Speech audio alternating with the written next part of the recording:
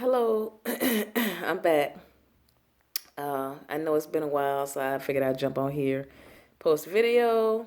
I was like 15 minutes in. Well, it wasn't that long, but I was at least 10 minutes along on my first video when Boo Thang called me, so I had to answer because I knew he was on his planning period. And I hadn't talked to him really that much yesterday. So let me go back and recap on what I had said the first time, if I can remember.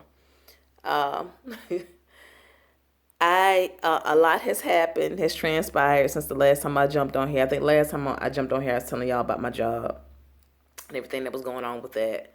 And so, fast forward a couple of weeks, got the word that my dad's oldest brother, my oldest uncle, had cancer. So I was just like, wow, because we just buried 2 years ago, we buried my grandmother, which was my dad's mom. Well, we buried my uncle first, which was the brother under my dad. He had throat cancer or some kind of lung cancer or something, and he passed away 2 years ago from that around Father's Day last year. When it was also not last year, 2 years ago. I'm sorry, I'm babbling now. 2 years ago, around Father's Day, he passed away. My dad's brother, which is also around my dad's birthday. So it was a rough time. And then 3 months after that, my grandmother, which is my dad's mom, she passed away. So in 3 months, we took two major hits on my dad's side of the family. Um, and 3 years prior, we had lost my grandfather, who was a minister. On my dad's side. So 2012, we lost him. And then 2015, my grandmother and my uncle passed away. So it's of course, needless to say, it's been a lot of grieving going on in our family. So to get the word that now my oldest uncle had lung cancer also, and it was so far along, it had spread so far along, they were going to attempt to treat it, but basically they had put him on in home hospice, and I think he maybe had his first treatment uh along the time that he passed. So I had made plans to actually go see him this past Saturday because I heard he really wasn't doing good at all. Like initially the doctors had given him 7 months, but then my aunt was like, nah, as much as they said it had spread, he probably is not gonna make it that long. Mind you, my aunt, which is my youngest uncle's wife, she's got stage 4 breast cancer that she's been fighting for years. So it's just like cancer is just like running rampant through our family, and it's really scary. So, we get the news now my oldest uncle has cancer, and I'm just like, oh my, our family can't, we still grieving from three other people, like in the past 5 years. So it's been hard. So I plan on going down there this past Saturday to go see him, to just, let him see my face and let him know I was thinking about him, praying for him, loved him, whatever. Well, a week after found out he had cancer, my uncle called me on uh, Halloween night and said he was gone. So I didn't even get a chance to make it down there to see him. And his birthday was November 1st, so he died the day before his birthday. So it's been rough. It's really been rough. Here again, we coming up on the holidays, and now we missing yet another family member. So it just adds on to the grieving process. It's stacked for some of us. It's just stacking on top of each other, especially when you didn't get to see the person and tell them you love them, and just you didn't get to see them for that last time, and you may have had the opportunity and you didn't take it. So it's been a lot. So I said all of that to say two things. One is make sure, especially men don't like to go to the doctor. They don't like prostate exams. They don't like needles. They don't like any of that stuff. And we got to encourage these our men, our dads, our brothers, our uncles, nephews, boyfriends, We got to encourage these men to please get yearly exams. Stay on top of your health, because if not, it'll take you out of here. It will take you out. Now, in the midst of all of that, right before I found out that my uncle had lung cancer, my dad just had a robotic surgery and had his prostate removed because he had cancerous cells. So that's why and then when my grandfather passed away back in 2012, it was from complications of prostate cancer. So when I say cancer is just running all up and through our family, affecting everyone. My mother is a 20-year survivor of cervical cancer. So I said all that to say two things. One, especially our men. Women pretty good about going. We'll go to the doctor. We'll go for anything. We pretty good about going. But these men do not like to go. Please encourage them before it's too late. They won't go until something dangling off, and by then it's too late. And then you have events like I had to attend yesterday where you got to put them in the ground.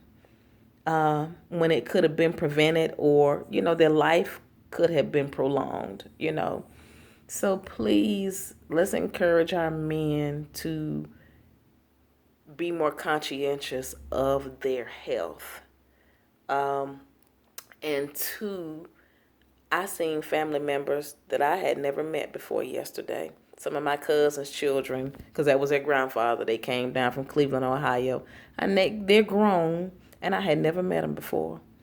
So my second point is, if you're close to your family, even if you're not close to your family, let's start getting close. Let's start planning more family events together. Thanksgiving, Christmas, 4th of July, Memorial Day, whatever opportunity you have to get together with your family, do it. Love on your family. Tell them you love them. Hug on them, kiss on them, joke with them, make fun of them. Do whatever you got to do to let them know that you love them, and keep in touch with each other, because we shouldn't have to see each other at a funeral. Funerals are not family reunion time. Those are two separate events. Those are not the same events. So we should not be meeting up and meeting each other for the first time and all of that stuff at a funeral. They serve two completely different purposes. So let's do better. I'm saying that for me and for everybody. Let's do better. Let's send somebody a text that you hadn't heard from in a couple of weeks or a couple of months or a year. Send them if you don't like to talk on the phone, send them a quick text, send them a picture, hit them up on Facebook, anything. Let's just keep in touch, because people are here today. When they say that people are here today and gone tomorrow, it's the truth. It is the absolute truth. So don't be somebody that regrets not spending time with somebody, or not talking to somebody, or not seeing somebody because you're too busy. So don't ever be too busy for your family. And I said all that to say, I keep messing with my hair. Y'all gonna have to excuse me, because it's natural, and I usually have it twisted up some kind of way or something. But I figured for the funeral, I would get it straightened. And let me tell you, the weather conditions in Alabama yesterday, it was very overcast, and it was like a misty rain. That rain that's not really rain, but it's enough to tear a natural hairstyle up like it did this one. Now, it's still straight, but I had a straight, it was so poofed up yesterday. It was a mini afro going on. So y'all got to excuse my hair. I told y'all we were going to keep it real here. So this is what I look like some days when I wake up, because I didn't get back to Georgia till almost 1:30 this morning, and I had been gone since early morning yesterday, and I'm just getting out of bed afternoon. Fortunately, my job allowed me to, have some additional bereavement time, because I'm just exhausted. But I had such a great time with my family yesterday, and here's another surprise. So I claim only child because I am the only child between the union of my parents. But my dad has two sons. One, I think I saw him when he was 2 years old, and he's probably well off into his 20s, late 20s now. And my oldest brother, Taiwan, we kind of, I was, when we were growing up, my dad would bring him around occasionally. So I knew of him. He knew me. He spent some time with some of our family when he was younger. So the last time I physically saw him, he was 10 years old. He's 33 now, 33. And I saw him when I think I was like 19 or 20 and he was 10. So we headed to the cemetery. Now, mind you, he's my friend on Facebook, so it's not like we're estranged, but I ain't seen my brother. And, an occasional text here or there when we catch each other, or like I said, a Facebook is really the only way I have to follow him. So we're on the way to the cemetery from the church yesterday, and my dad had texted me and said, your brother's here. I'm like, here where? So now I'm like thinking real quick, like, was he in the church and I didn't see him? I know I would have seen him if I, wouldn't knew what he looked like if I seen him. So anyway, I'm all over the place now in my mind. So by now we pulling up into the cemetery and everybody's parking. So as soon as I parked, my dad ran over and he was like, he's here. He's in uniform. Well, my uncle is a Vietnam veteran. Well, my oldest uncle fought in the Vietnam War. My dad was in the Air Force, and then my other uncle that passed away 2 years ago, he was also an Army veteran. So we kind of, are used to having these, you know, ceremonies for our military. So anyway, we knew the honor guard was going to be there to do their ceremony and present the flag. But lo and behold, because my brother's in the army, lo and behold, my brother is in the honor guard, and he was there, and he looked so fine in his suit. He was suited up, and he was at attention, and he looked so good. And as soon as I saw him, my heart just melted, and I was like, "That's my little brother." Tall, and he got to be like 6'2". So at the time he couldn't say anything because, he was he was about to perform ceremony.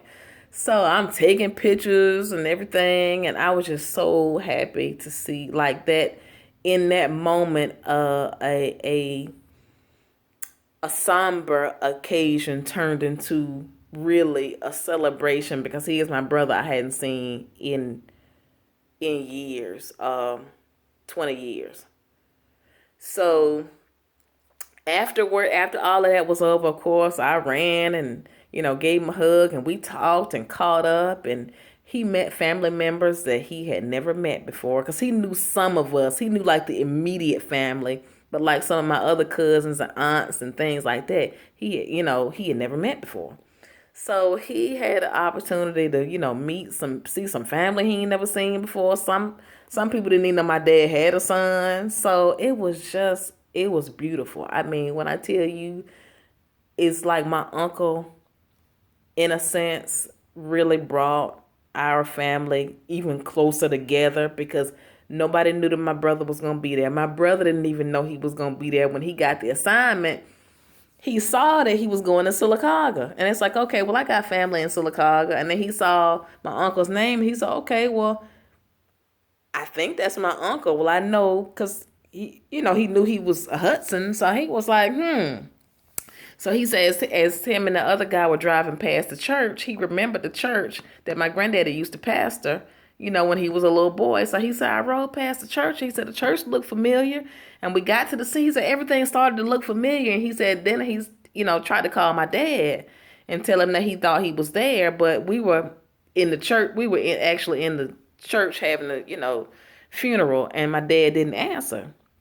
So by the time we got out of the church, I think my dad had called him back, and he was like, well, we're here. I'm at the cemetery. Man, my dad almost jumped out the family car. but they said the car was still rolling. He was trying to get out the car. So, because my dad had seen him since I had, but not in a long time. So my dad was ecstatic. I was ecstatic. Everybody was happy. He was happy. It was awesome. So that's how I tied that whole family piece, and we need to do a better job at keeping in touch, with each other. And we all vowed that we would, and we say that every year when we at a funeral. We need to do a better job of keeping in touch, but we don't. So okay, I'm 15 minutes in. Um, I I'm gonna do I'm gonna do a separate video from my brunch. Might as well say brunch now because it's after 1 o'clock. But I just wanted to say, make sure our men are getting their yearly physicals. Make sure they okay. Let's check on them. Let's stay on them. Let's go with them to the doctor if we need to go with them and hold their hand or whatever they need. And let's do a better job at being, keeping in contact with our family, because you hugs on somebody today and you might be putting them in the ground this time next year. So that is all that I wanted to say. I'm going to be coming back. I'm gonna end this video because it's long. Because y'all, whoever watching it now, probably tired. So I'm gonna come back with a second video. So I'll go and I'll talk to y'all later. Have a great day. It was great seeing everyone.